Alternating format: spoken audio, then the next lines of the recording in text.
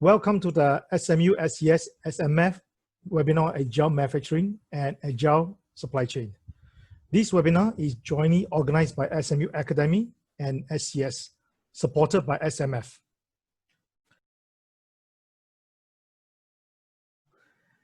And we're very pleased to have the following speaker joining us today. We have Professor Geng Xue Song, who is a professor of strategic management at SMU School of Business. Prof. Geng will cover the strategic perspective on engaging 1 billion consumer in China today. And Mr. Law Chung Ming, Director of Transport and Logistics Division at Enterprise Singapore, he will speak on exploring digital supply chain. Mr. Douglas Fu is President of Singapore Manufacturing Federation, SMF. Douglas will share on agile manufacturing and agile manpower. Now, at this junction, I would like to invite Sebastian to do opening on behalf of our partner, SES. Sebastian, please.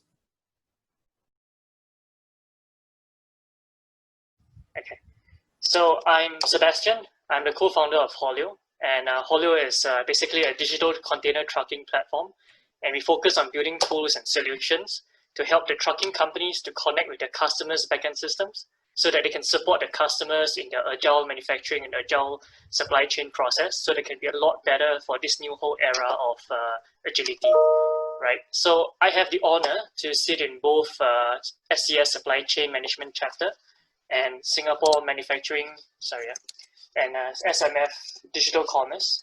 So, right, so last May, SMF Digital Commerce Committee, right? So our bosses here, Jeffrey Tan, Farhad, and Sundi, I believe they're all inside this webinar right now, right?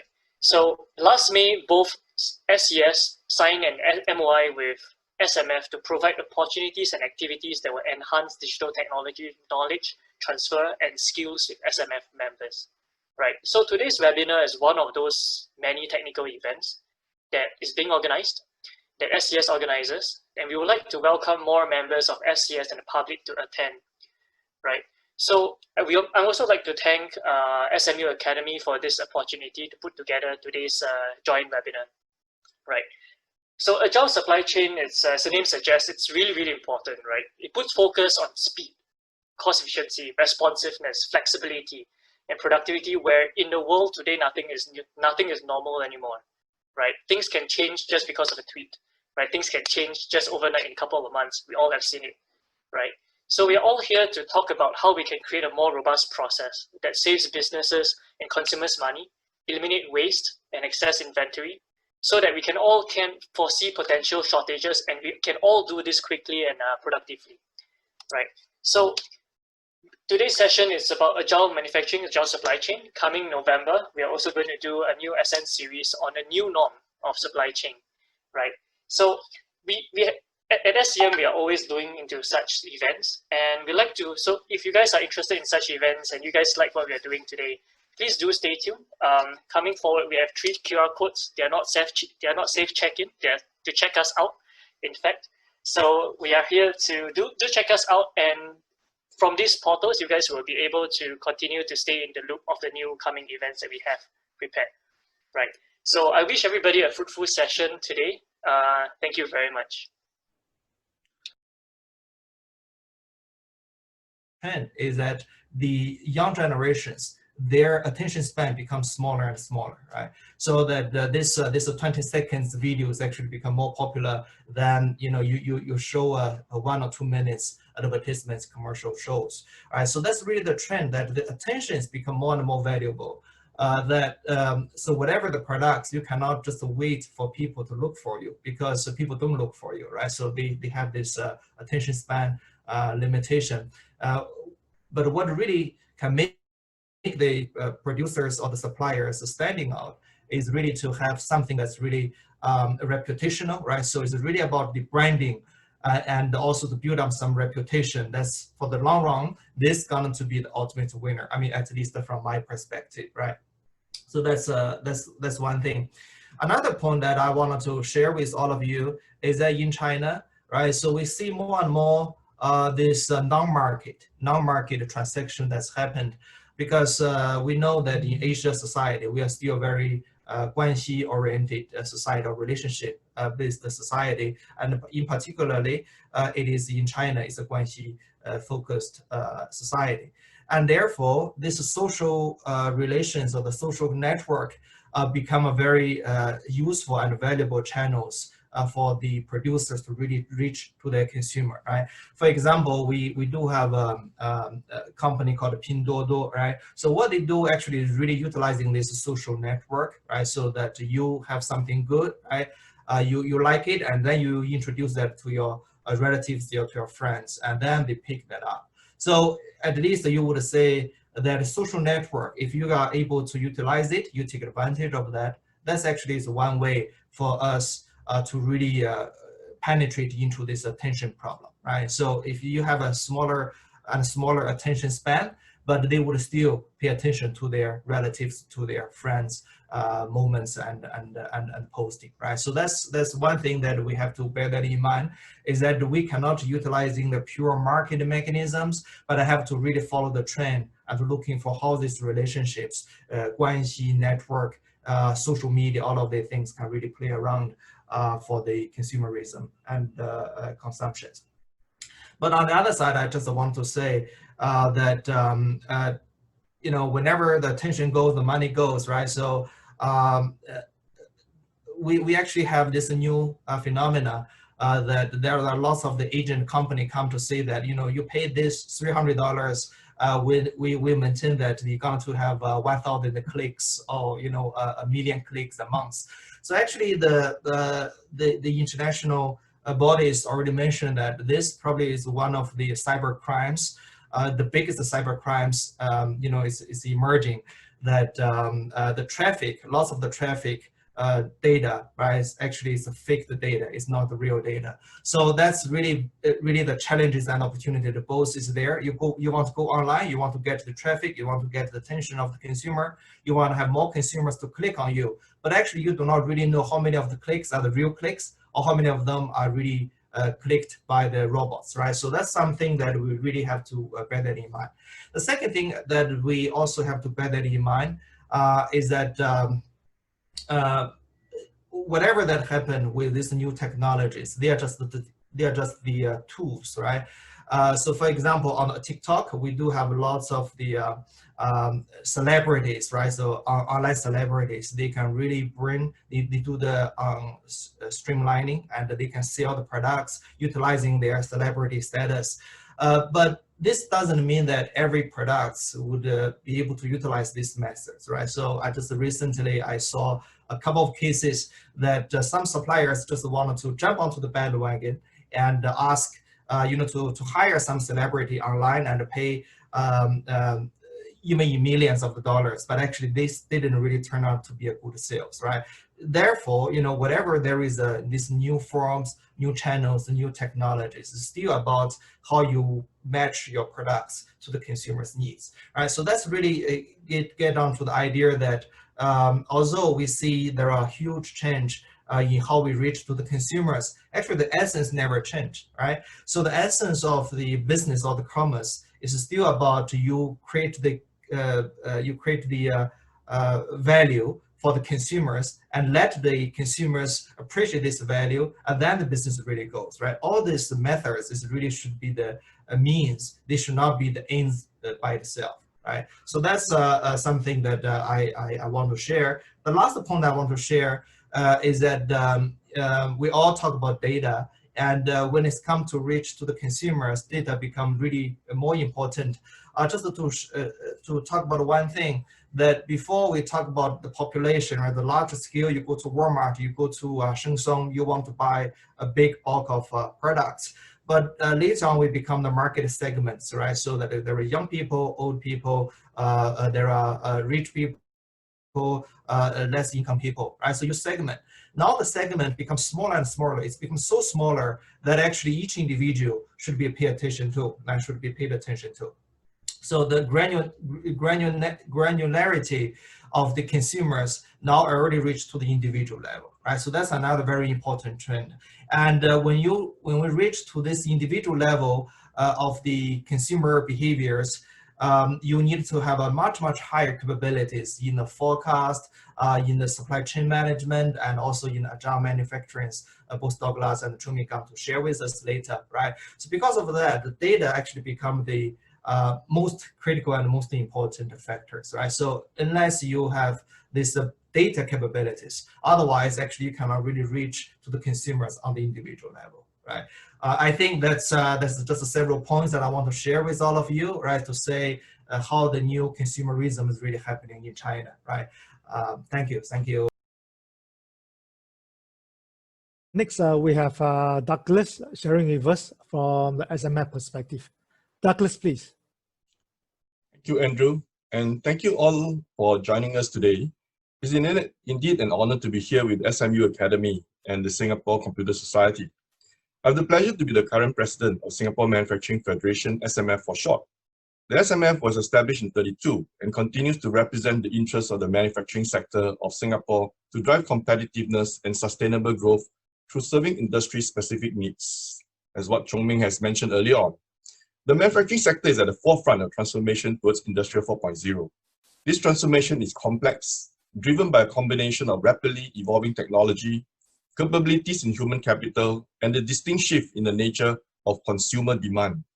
I think what Chong Ming has explained quite succinctly described what I'm talking about. No one is able to embark on this journey alone, and the role of institutes of higher learning like SMU are integral to the transformation journey. It is great that we're able to hold joint events like this to really further this conversation on the future of manufacturing. The topic of our panel today is Agile Manufacturing and Agile Manpower. Please allow me to start on Agile Manufacturing. Increasingly, we are seeing a shift in consumer behavior for increasingly customized products, and manufacturers need to be able to deliver a wider range of products in a shorter time to meet this demand. The days of large batch manufacturing famously characterized by Henry Ford when he said, any consumer can have a car painted any color that he wants, so long as it is black, are behind us. This shift is made possible by advances in technology, primarily in integration of data analytics and big data to businesses. Demand and purchasing trends are now analyzed at a granular level to allow manufacturers to efficiently scale production to meet demand and reduce wastage. Production lines are also increasingly equipped with a myriad of industrial Internet of Things, hardware and software to truly enable on-demand manufacturing. Some interesting case studies that we do have within our member ranks include Agile Paints and Chemicals. Its business has evolved from beginning as a paint distributor in the 1980s to the leading toll blended and chemical service provider in the region. Agile built its own in-house ERP system called OASIS, that enable real-time tracking of the processes in every blending tank, full automation of the formulation and the blending process, as well as ensuring operations meet the Six Sigma standards. The OASIS system allows Agile to monitor every step of the blending process and deliver a wide range of proprietary formulations to clients on demand. In 2019, Agile was named overall winner of the SME Digital Leap Awards, jointly organized by the NTUC U SME and United Overseas Bank, as recognition for their success in transforming their business with technology. Another manufacturer in the ranks of SMF members is homegrown service provider in automation design, precision machining, and contract manufacturing, Joven Tech. The company has participated in the Lean Manufacturing courses by the SMF and won the Business Model Innovation Award in the 2015 SMF Awards. Being a contract manufacturer, Joven Tech constantly manufactures a wide range of products depending on consumer demand. Their process flow and equipment are constantly upgraded to reduce cycle time and optimize the value-add cost per worker. For Joven Tech, the key to their success is their investment in their workforce. Staff undergo regular custom training programs to ensure standardization across their various offices. Within the member network of the SMF, I do hope to continue to build a support system that will be a key partner and collaborate with manufacturers on agile manufacturing journey. One example would be a homegrown robotics company, PBA Group or PBA Robotics, which is a member at SMF. In the last decade, the company has pivoted from the distribution model to developing proprietary robotics technology and automation solutions. PBA was the first in Southeast Asia to manufacture collaborative robots, and since late 2000s have produced made in Singapore autonomous mobile robots using their proprietary tech. The fleet of smart autonomous mobile robots are wholly developed, designed, and manufactured in-house in Singapore, with growing capabilities in both the mobile robot stack and its manufacturing harnessed over the years. These mobile robots are equipped with sensors to allow for intelligent decisions and provides it with the ability to sense objects, the environment, and their own position, allowing for close collaboration, flexibility, and adaptation. With its ability to provide and service key components from the headquarters in Singapore, the company is indeed a key partner for manufacturers in Singapore and the region.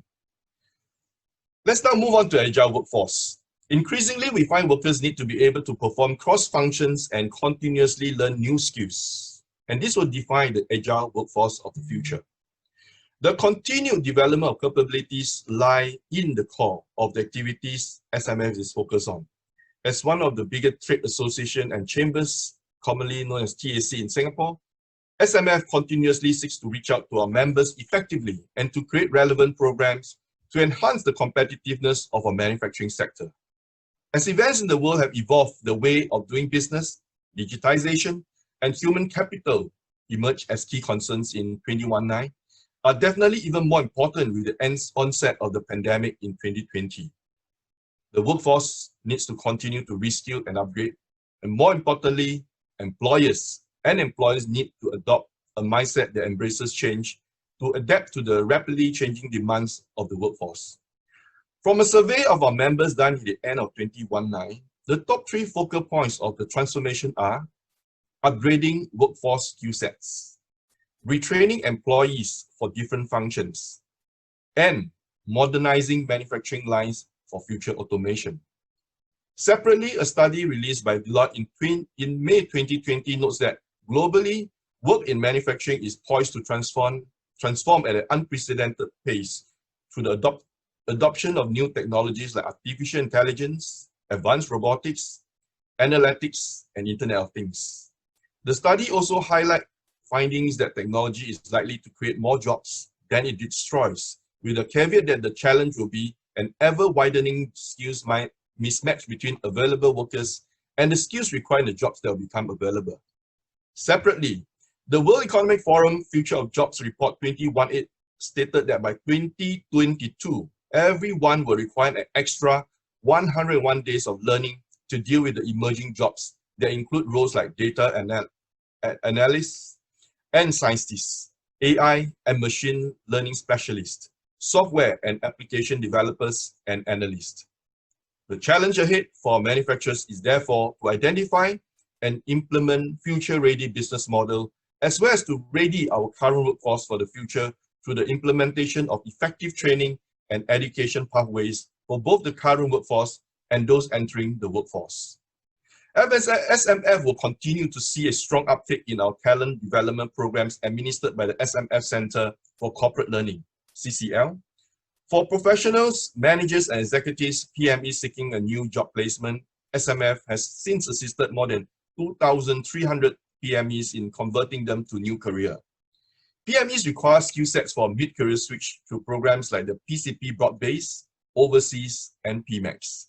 For youths interested in career and manufacturing, the Global Ready Talent Program has facilitated about 800 placements in this financial year.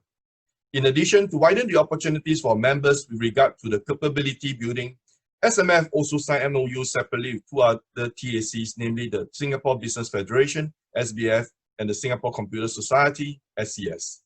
Both these MOUs swiftly resulted in an increased number of training and upskilling opportunities for members such as the Industry 4.0 Human Capital Initiative, as well as a range of courses and online content on digitization by SCS. The onset of the pandemic has certainly spurred an increase in the adoption of technology, which Chong Mei has rightfully mentioned earlier on in his presentation, as well as an increased focus in training. It is certainly encouraging to know that many of us here are investing more time and resources in transforming our workforce and business models to be not just innovative, but more resilient. This will ensure we are in the best position to capitalize on the upturn of the economic cycle when the effects of the COVID-19 recede. In Singapore, I think we're extremely fortunate to have the tripartite alliance at the core of our economy. Only with true open communication within the organization, within the tripartites of the union, the enterprises, and the government, are we able to continue to make strides forward as a community to ensure our workforce is equipped with the transformation skills for the journey ahead. It is always a pleasure to contribute to collaborative platforms like the panel today to drive these thoughtful conversations within our community. Thank you very much. Could I ask you the first question first? Sure. What do you see the future trends in supply chain planning during COVID and post-COVID? What are the challenges and opportunities? The COVID has actually given quite a bit of disruption in the regular supply chain that a lot of our manufacturers are very accustomed to. So when a certain part of the component require just one small screw, and the borders are shut and things are not able to move out, you can't even move anything, and you can't fulfill those orders. So very rapidly, I think our manufacturers have learned to diversify. Some of them have actually diversified. And certainly, I think through this whole episode, a lot are now putting not just building a innovative business model, but beyond that, how do you build a resilient model that will be able to sustain through different challenges or crises like this? And with that, actually, it creates opportunities as well, especially in the whole ASEAN context. Remember, ASEAN, while all this is happening, ASEAN is targeted to be the 4th largest economy by 2030. And in my humble opinion, this is going to be 10 golden years of Singapore and the region.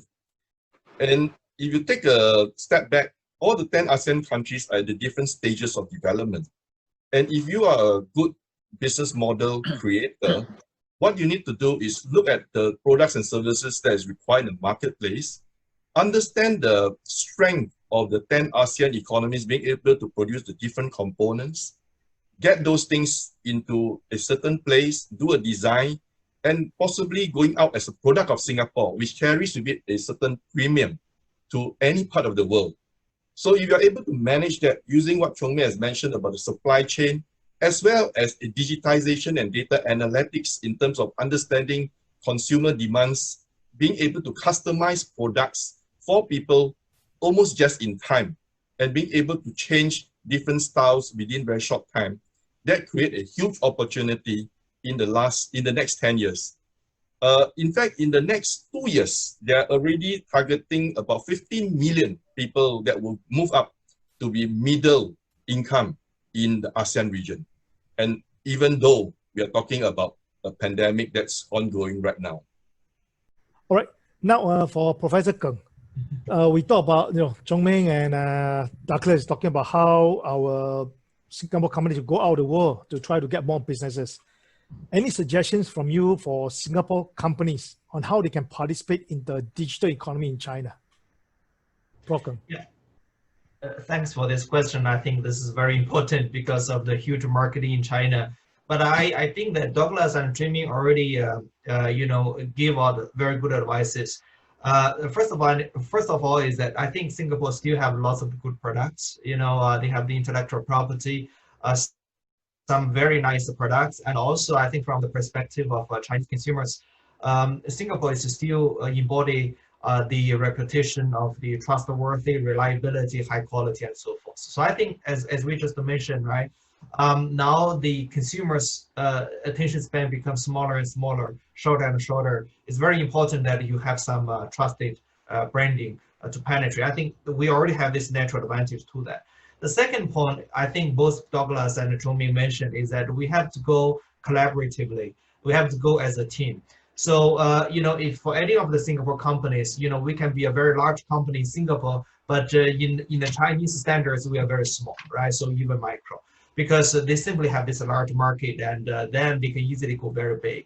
As a smaller guy go to this giant market, I think it's very difficult to win, or at least to penetrate. But if we can collaborate, right? So we're going to have something that we can put together all resources together, and we can tap each other's resources and strengths and forte.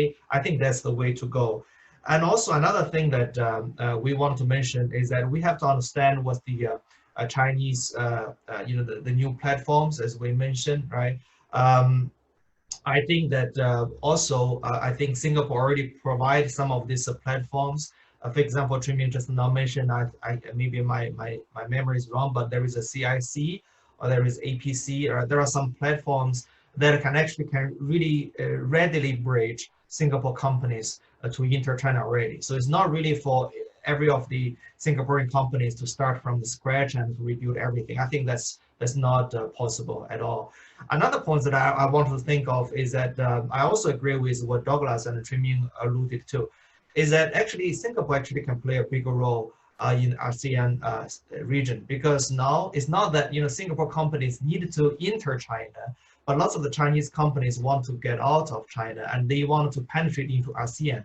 And well, I think it's not an easy job for them either. So I think for Singaporean companies, actually we can play a bigger role, like we build up some data capabilities, right? So we can even build up our own cloud technologies. We build up data center in Singapore, whatever, right? So that we can actually export our data, export our intellects, right? So that's what Singapore is always good at. And I think we can utilize these capabilities to make this a two-way interaction, right?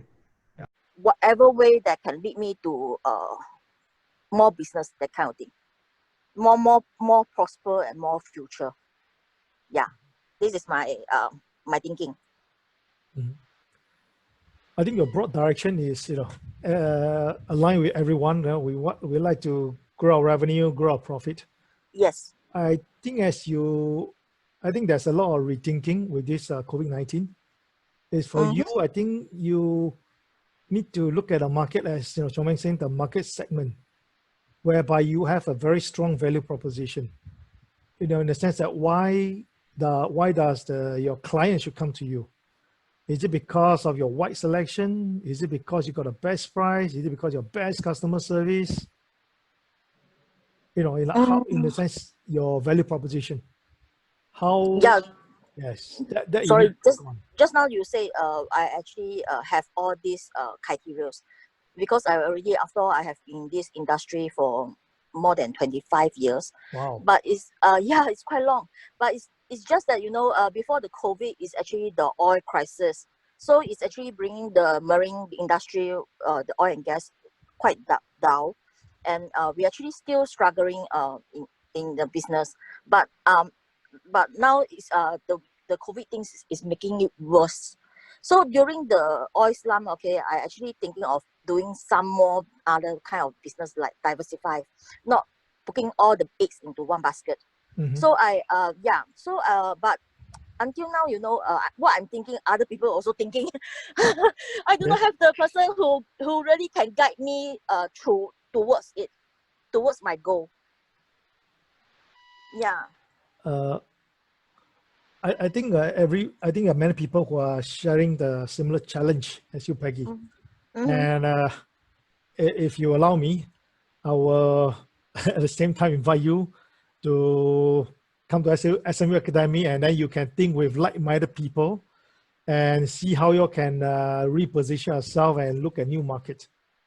As Chong Meng say, go around, meet more people, scan the environment, and how you can, everyone is competing, and how you can be the first one to get out there in the new market.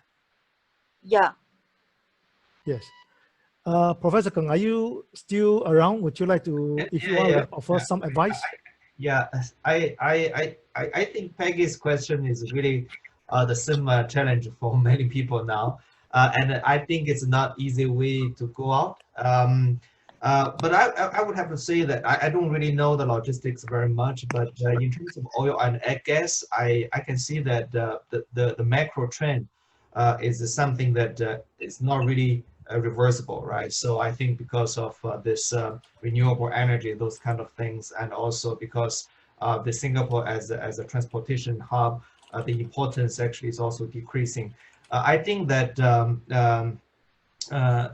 to do this one, I have to find out something else that probably that have to go out of your comfort zone. I know that you have been doing this one for 25 years, you know, frankly speaking, but I think that this is kind of like disruptive technologies is on the way. That the way that we do business probably would be very different from the way that we are used to. So I think that you know, at least the only thing, although nobody really knows what's the answer to that, but at least if we can take just one step ahead of other people, right? So for example, you just learn a little bit of what other ways of doing this transportation, doing the logistics, I think would give you some you know, springboard to the next step. So I think that I cannot really give you the concrete advices, but I share the concerns there that it's very difficult in this point of time. Yeah. But I think it's important as what Andrew shared with us to talk to, you know, to build up the network. I think maybe it's Douglas. I think it's shared with us earlier, is that although the digital transformation probably would have changed lots of things, but there are still something that cannot be changed, right? So that's, for example, the network, for example, the trust, the human relationships, the face-to-face interactions. I think if you have something that's very special, or, you know, over the years you keep investing on that, you accumulate some of these core assets. I think probably that you can start from there instead of to, you know, to really jump, you know, to the bandwagon of the digital transformation, which, you know, can be, you know, too difficult for many of the companies. Yeah. Thank you, Professor Kung. For Peggy, I know I really strongly recommend you come and learn more from Professor Kung. He's teaching the 1 billion consumer in China. Yeah. I think it's good in the digital era and COVID-19. Actually, these are the double, if you would, the double whammy or the double push to innovate even more. And there is a lot of opportunity if you take the case of the China example as well. That's right. That's right. All right. And also, I think that it's sometimes it's not really about that you're looking for some particular business or particular task to do, but more is about you change the mindset. Because, for example, the digital thinking or the data thinking is very different from the traditional industry thinking kind of thing. If you know, because we teach cases, and we notice that many of the companies just try to combine the new things into their old ways of doing things, and normally they fail. Right, so that I think the most important thing probably is to really understand what's this new trend and change the mindset, and suddenly that you see things from a new perspective. I think that's that's the observation that I have when I teach these digital transformations and so forth. Yeah, hope that would be a little bit of help to you, Peggy. Yeah, Professor Kung, yes, thank you very much. Can I have your email so that I can Oh, check yeah, with you? yeah. I can just write my emails in the chat. It is good to like taking course, upgrading myself, because some of the knowledge, it seems like I lack of the knowledge, and it's good to have some brainstorm, that kind of thing. Yeah, that's right. That's Yeah. right. Yeah, I believe that also. Sure. I think it's good to come together, think with like-minded people, and then, you know, Professor can help to facilitate with some frameworks and all that. I think it helps a lot. Yeah, thank you. We talk about this COVID-19 crisis, and in Chinese, 危机, it means both. 危险 means risk, of course, we need to manage the risk, but more importantly, there's always opportunity, 机会. So I think it's good that we can all come together, you know, through webinars and other learning platform where you can learn together and look for the way, what's our next best step forward. And just a quick sharing that we have this SMU Executive Certificate in China Business. And these are the 5 modules.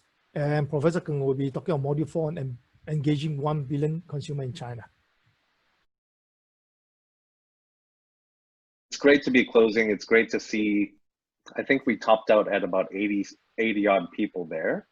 So during this time of COVID, where it's supposed to, bring divisiveness between people and politicians, that in fact, we can actually bring a community of people together to network and really socialize these types of ideas. So really grateful to everyone for joining.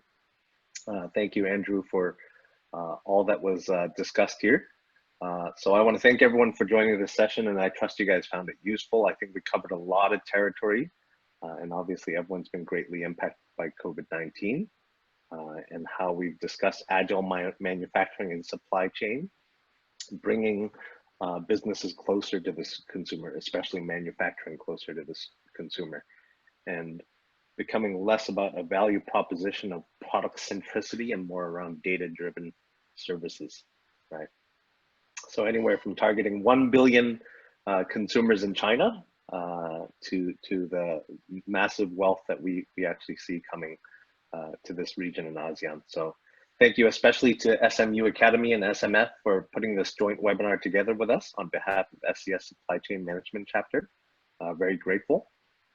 Special thanks to Dr. Gung, Mr. Law, and Mr. Fu for your moving thoughts and your forward thinking. Thank you very much. Yeah.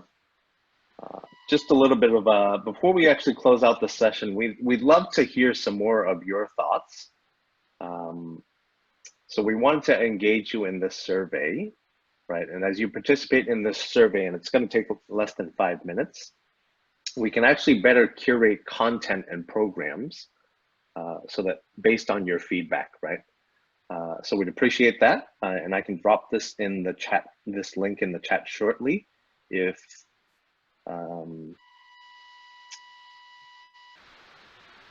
I can drop this link in the chat real quick so that you guys can participate in it. Okay. Then just on to upcoming events, and obviously, as you know, Singapore Computer Society, I'd like to call your attention to how SCS and SMF have a joint committee. And we'd like to call your special attention to upcoming events such as the Manufacturing Tech Track on Agile Manufacturing within the Tech 3 Forum, Technology, Talent, and Trends.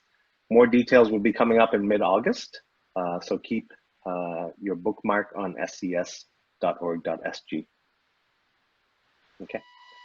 And lastly, I'd just like to wish everyone a great evening and for attending. And again, remember to fill in that survey when you get a free moment. Yeah. All right. Thank you all very much for your time. We need to come to a close because we're already run out of time. Plus, but if you have any more questions, please feel free to email me or email Professor Kang. Douglas, I share his email as well. So please feel free to email us. So once again, thank you all for your time and your attention and sharing. We look forward to catching up with all of you again soon. Thank you so much.